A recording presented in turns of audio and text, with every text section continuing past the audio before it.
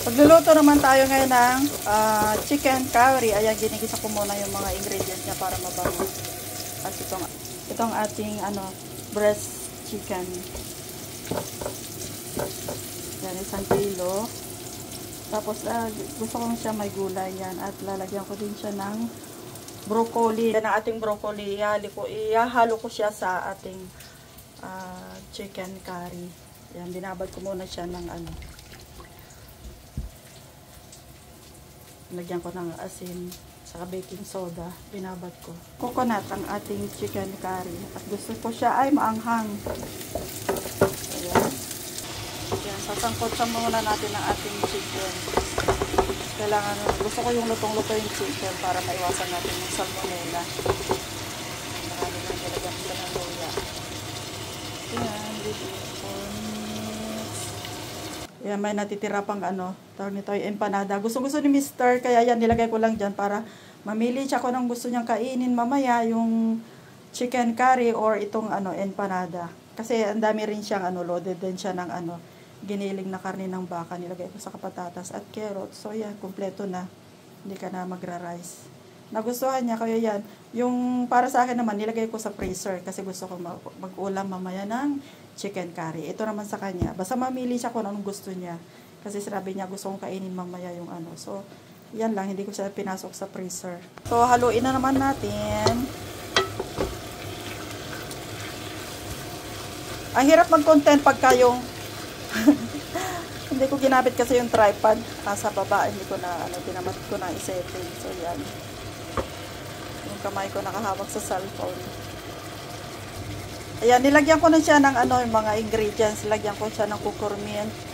Tapos chicken chicken curry powder and salt, black pepper para manood ang lasa, para masipsip niya yung lasa. So mamaya ko na ilalagay yung gata at saka yung mga iba pang ingredients. At syempre, lagyan ko din natin ng chicken cubes later para mas lalo malasa. Ayan. Pinapalabas ko muna yung tawag nito. Meron kasi siyang yung tubig ba. So yan, tinutoasted ako muna siya.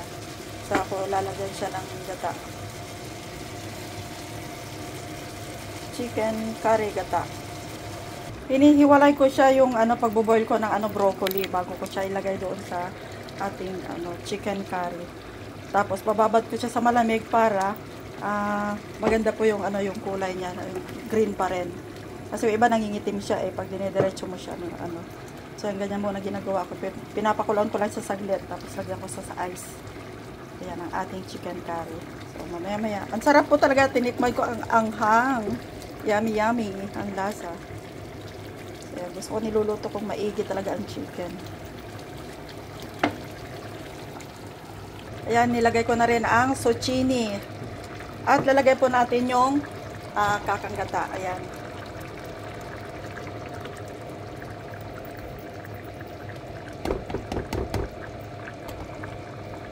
Haluin. Pakulo na natin ulit. Saka natin. Panghuli ko na po yung broccoli kasi naluto ko na siya. Super sarap. Yan ang ating finished product. Luto na po siya. Ayan, may broccoli at meron siyang carrots. Ang sarap na ng ng sabaw talaga. Napakaanghang siya. Mahilig kami kasi sa maanghang. So, ayan, hindi ko na siya nilagyan ng fresh na chili kasi minsan nangunguya ko. So, nilagay ko na lang yung chili powder na maanghang. So, ayan guys, ang finished product. Nagustuhan ko yung yung lasa niya. Thank you for watching ang ating chicken curry na maanghang Indian style. Kasi natikman ko to nung kumain kami sa sa Carl's Corona na chicken curry na maanghang na may yung ganito rin. May broccoli. Yung iba nilalagyan pa ng talong. So, ayan naman kasi ni Mr. ng talong. So, ayan, ganyan na lang ginawa ko. So, thank you guys for watching. Bye and have a nice day.